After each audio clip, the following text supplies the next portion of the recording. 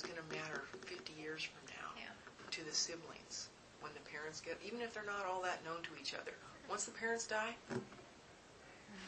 your siblings is all you have left, you know, and, you know, your children are the lower, you know, your down line, but your up line then is your, you know, and I said it's profoundly important to realize that what you're doing here is going to matter to the siblings in a way. And I went into some details about my sister and whatnot, you know, and a lot of them, you know, there was probably 12 people there at this meeting, which I didn't know there was going to be 12 people. They just said, would you come on, would you stop by? And I'm like, wow, we went into this big boardroom, and I was like, wasn't not sure. It's like, oh, is this a good meeting or a bad meeting? You know, but it was a good meeting, and I told this story, you know, and I could see that it made a huge emotional impact on 2 or 3 of them. They were just like, oh, wow. Kind of like the light bulb, tears in their eyes type thing, you know, like what they're doing today matters 50 years from now in a profound way. So I don't know how I got on that rabbit trail, but getting the Catholic Church to not make it illicit is a goal. We're trying to do it in such a way that it preserves the integrity of the moral aspects of doing it. You know, like we don't do genetic testing, we don't do embryo reduction no matter what. Just stuff like that. Down syndrome baby, you're going to have it. You're not going to abort it. And it's just the way it is. So we're trying to do it in a way where they'll look at it and say, because what they did say in that document is that their fear was that it could be used inappropriately and that it would lead to bad things. Well, it could. And actually there's, you know, fertility clinics that are actually making designer embryos just to give to people, which is a whole other thing. So the Catholic Church is one issue. The other thing is to try to influence fertility clinics to understand that it's really not that big of a deal to match people, and it's not that big of a deal to facilitate the relationship between them. Right. It's really not rocket science, you know. And I brought an interesting map to show you. Are you interested in this? Very much. So I had this, and you know the names in here. You just don't. You know. Nope, they're not important.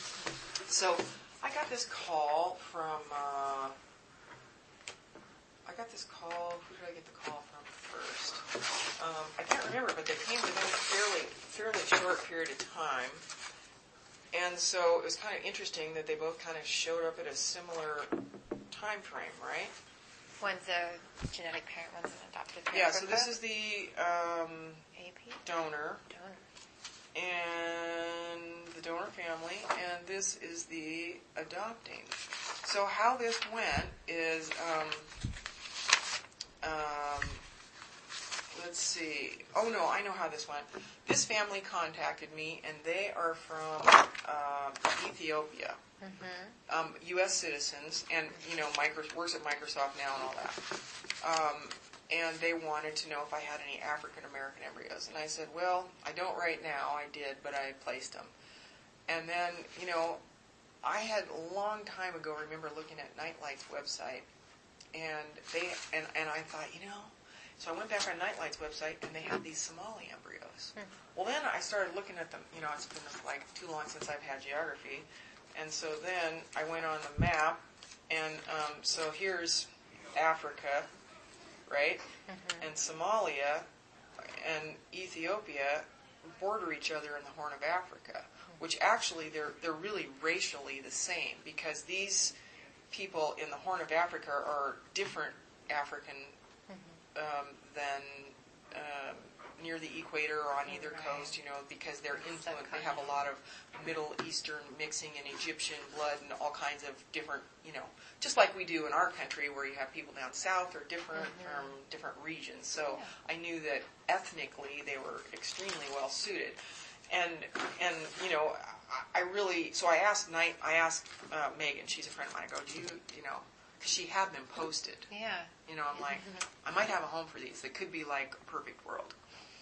And so So this is what was really struck me about this. So I asked these people for pictures, and let me see. They're Ethiopian, and let's see here. Let me see here. He works at Boeing, and they go to the Bethel Ethiopian Church. Now, the interesting thing about these two different countries is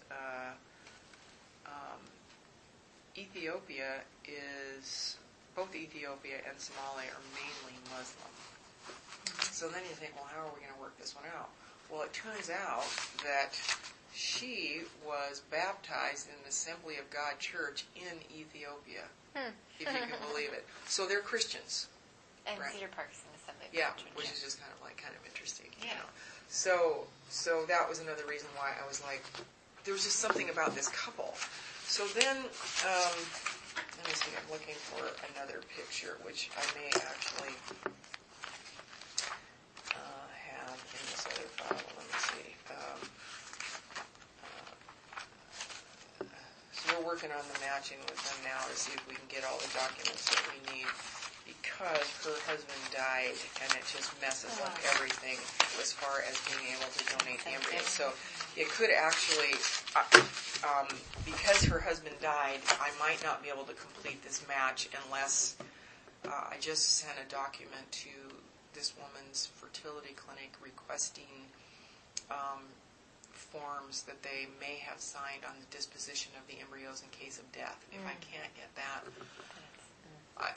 I may have. I don't know what I'll have to do next, but I'm sure some lawyer will be all too eager to tell me what my next phase is going to have to be in order to get these out. But I'm really committed to this. Court order.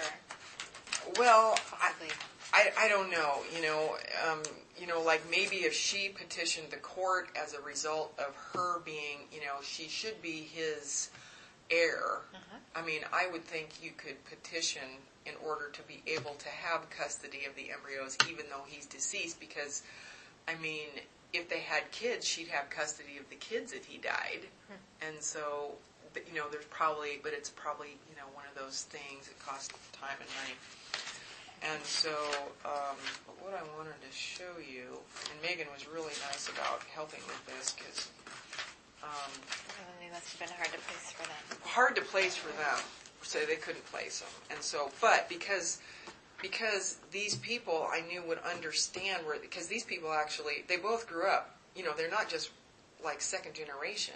They both were born and raised either in Ethiopia or Somalia. And actually, they got out on a religious persecution visa. He was actually a police chief in the town where he lived. But they were also Christians. And, I've had to do a lot of work on this one. This has been a brain buster. But what I'm trying to find here is this one picture So this is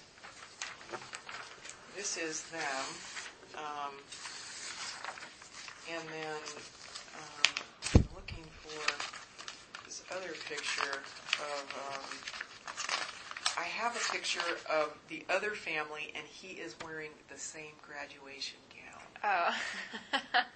So when I got that, I was just like, and that's so subjective, but yet, you know that somehow you're being led on a path for the match, Right. and there's these little subjective things that I think is just how God shows you in subtle little ways, because if it was all just objective information, it really might not be a match, because things are seldom as they seem by objective information. There's a lot that goes on intuitively, and God helps you in little ways. Right, that was your cue. Jeff might not have noticed the same. Huh? Like your husband might not have noticed the same graduation outfit. That was a detail you noticed. I really wanted to, I might have it in here because I really wanted to show it to you, because when if I have it in here,